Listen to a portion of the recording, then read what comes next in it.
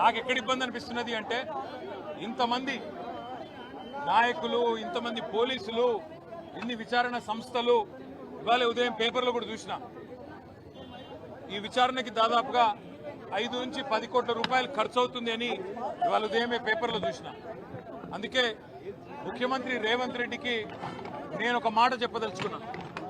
రేవంత్ రెడ్డి గారు, మీరు మీ కక్ష సాధింపు చర్యల్లో భాగంగా మీ మీద ఏసీబీ కేసు ఉన్నది కాబట్టి నా మీద ఏసీబీ కేసు బనాయించినావు, నీ మీద ఈడీ కేసు అయింది కాబట్టి నా మీద ఈడీ కేసు పెట్టినావు. ఏమి ఇబ్బంది లేదు, నువ్వంటే దొరికినోనివి, నేనంటే నిజాయితీ పరుణ్ణి, ధైర్యం ఉన్నాను కాబట్టి ఎదుర్కొంటా.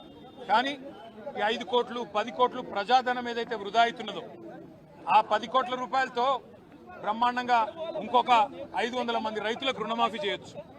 ఆ 10 కోట్ల రూపాయలతో దాదాపు 2500 మంది పెద్ద మనుషులకు పెన్షన్లు ఇవ్వచ్చు. అందుకే రేవంత్ రెడ్డి గారికి నేను ఒక ఆఫర్ ఇస్తా ఉన్నా. రేవంత్ రెడ్డి గారు, నీకు నిజాయితీ ఉంటే, నీకు ధైర్యం ఉంటే ఒక పని చేద్దాం. నేను తయారుగా ఉన్నా, నువ్వు ముందుకు రా, జడ్జి గారు ముందు కూర్చుందాం. ఏసీబీ జడ్జి అయినా, హైకోర్టు న్యాయమూర్తి గారైనా, లేదా మీకు ఇష్టమైన న్యాయమూర్తి ఎవరి ముందైనా కూర్చుందాం. మీ మీద ఏసీబీ కేసు ఉంది, నా మీద ఏసీబీ కేసు ఉంది. నీ మీద ఈడీ ఛార్జ్ షీట్ చేసింది, నా మీద ఈడీ విచారణ జరుగుతున్నది. మీరు మొత్తం ఈ టీవీలు అన్నీ ఉన్నాయి కదా, మొత్తం మీడియా ఉంది కదా, లైవ్ టీవీ పెట్టండి. నేను రేవంత్ రెడ్డి గారు ఇద్దరం కూర్చుంటాం న్యాయమూర్తి ముంగట.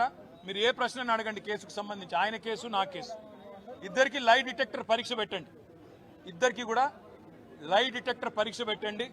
మొత్తం రాష్ట్ర ప్రజలందరూ చూస్తుండగా ఒక 50 లక్షలు 20 లక్షల రూపాయలు ఒడిసిపోతుంది. లేకపోతే ఈ 10 కోట్ల రూపాయలతోని అనవసరంగా ప్రజాధనం దుర్వినియోగం అయ్యే విధంగా, ఇంతమంది ఉన్నతాధికారుల టైం వేస్ట్ అయ్యే విధంగా, ఇంతమంది మీడియా సంస్థల టైం వేస్ట్ అయ్యే విధంగా ఈ కక్ష సాధింపు విచారణ మంచిది కాదు. నేను రెడీగా ఉన్న రేవంత్ రెడ్డి, నీకు ధైర్యం ఉంటే ముందుకు రా.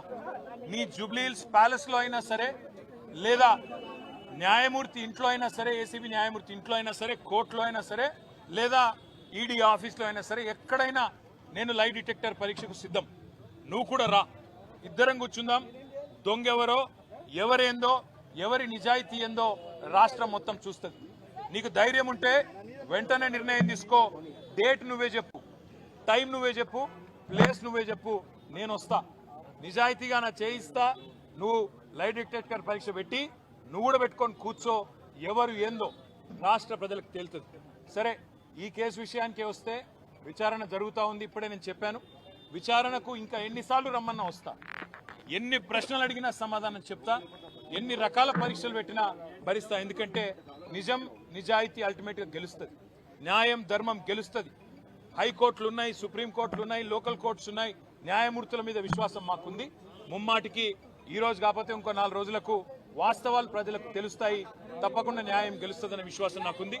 మాకు ఇవాళ ఇక్కడ ఇంతమంది వచ్చి సహకరించిన మా మిత్రులు, మా పార్టీ నాయకులు, మా కార్యకర్తలు, మా మీడియా మిత్రులు అందరికి హృదయపూర్వకంగా ధన్యవాదాలు.